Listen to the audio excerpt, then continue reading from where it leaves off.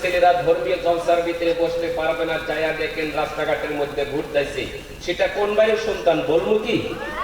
বলবো। এক নম্বর হলো হাদিসের মধ্যে রয়েছে যে সমাজের ভিতরে এবং যে বাড়ির ভিতরে জিনার সংখ্যা বেশি বেড়ে যায়,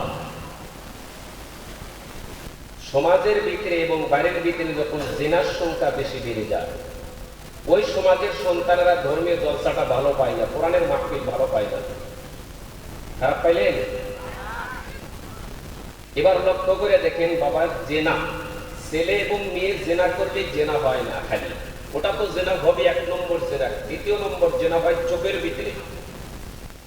চোখের জেনা সর্বপ্রথম জেনা হলো নিজের ঘরের ভিতরে নামটুকটুক বউ দিয়া বিশ্ব সুন্দরী স্ত্রী দিয়ে খালি বাবির দিকে চোখ যায়, যায় না নাই বাবা? এ বাবা আওয়াজ দিশা পাইছেন কি? নিজের স্ত্রীর দিকে নজর নাই, খালি অন্য মেয়ের দিকে খালি চোখ চলে যায়।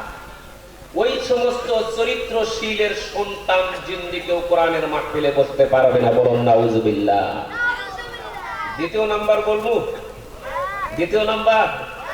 দ্বিতীয় নাম্বার হলো সমাজের ভিতরে ওই শ্রেণীর ছেলেরা এখানে বসতে পারবে না যে ছেলেদের মধ্যে হারাম খানা টাকা পয়সা যে বাড়ির ভিতরে রয়েছে, ওই বাড়ির সন্তানেরা ধর্মীয় জলসার ভিতরে বসতে পারবে না, তাদেরকে সেকুলার টাইলে ওখানে বসাতে পারবেন না।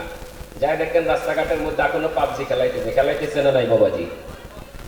কেন তো বাবাজি বলা হয়েছে হারাম খানেওয়ালা মায়ের সন্তান। হারাম কাকে বলা হয় তাহলে সেটাও বলবো না নাই? এক নম্বর হলো সুদ খাওয়া, সুদারো সন্তানেরা ধর্মীয় জলসে কম বসে। ঘুষ খাওয়া, এইটা হলো সবচেয়ে হারামের ভিতরে দুইটা বস্তু পদ্ধতি সকলের আগে।